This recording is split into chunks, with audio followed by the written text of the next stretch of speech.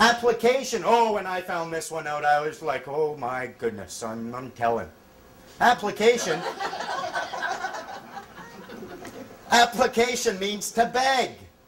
To beg, plead, petition, implore, entreat, or request. I was like, beg? I started looking at the assumptions. If you want to look at a word and figure out what this word, what effect this word is going to have on your life, you need more than just the definitions. You need to look at the assumptions that this definition rests upon, and then you need to look at the implications created. The assumptions created by begging. He who begs knows exactly what they're begging for. Well, mind you, one time in Toronto, I had a woman ask me, can I have anything? But for the most part, someone's begging, they know exactly what they're begging for.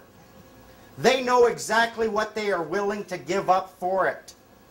They are acknowledging the authority to grant. Or if it doesn't exist, they're willing to create it through transference.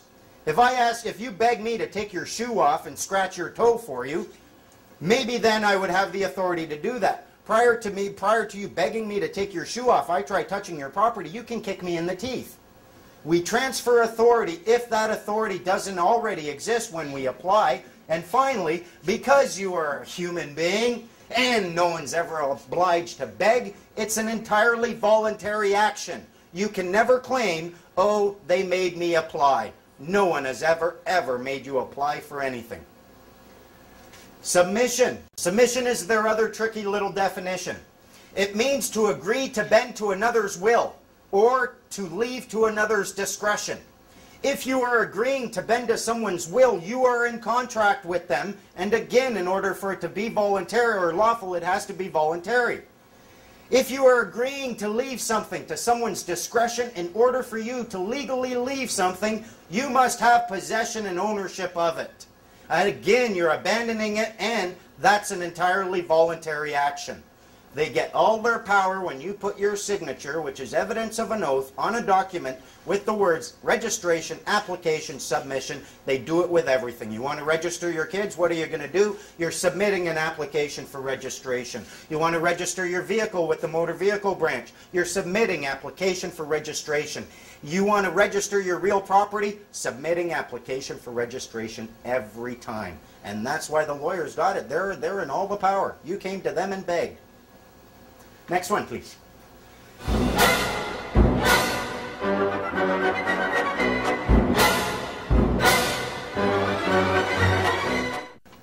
lot of people here are familiar with the natural person concept, and people have been using it. I'm here to tell you I don't think you should use the word natural person at all. If you look at the definition of natural person, it tells you a natural person is a human being who has the capacity for rights and duties. If you tell me that you have the capacity for rights and duties and I'm a government agent, you label yourself as a natural person, a human being with the capacity for rights and duties, who am I to deny you your rights and duties? In Canada, the moment you define yourself as a natural person, they have an obligation to give you your rights and duties. Imagine you're going up to a bar, you got say a pint glass. You go up and you say, hi, boom, you're presenting your beer. They then top it up because you've got a right to present it. Once you do that, they have a duty to top it. When you call yourself a natural person, you're presenting your empty beer, you're telling them top it up. There's a very big difference between being a human being who has the capacity for rights and duties and a human being who has the ability to choose to have the capacity for rights and duties. We want to be the ones who choose. It's the difference between walking up to the bar with your pint glass upside down and they can't pour anything in it. And they say, turn your glass over. No, I don't want your stinky beer. Next one. Common law right to travel. A lot of the things that they get us with, they've got us believing that in order for us to exercise some of our most fundamental human rights, we have to engage in contract with them. We want a license. We have to go submit an application for a license. What's going on? Fact is, you have the common law right to travel. You can get out on that highway in a privately owned automobile, travel from point A to point B. As long as you're not engaging in commerce on the highway, there is not one thing unlawful about it. I have audio tape somewhere I got to find of a head lawyer in ICBC. I asked him flat out, I said, is there anyone in your organization with a bar card who's willing to swear under oath and on their full commercial liability that the common law right to travel no longer exists in British Columbia? His response was, no. It's there, and you give it up every time you go and you register your motor vehicle. You are not obliged to register your motor vehicle. If you do, you're signing over partial ownership of it to the state. They use a lot of trickiness with it.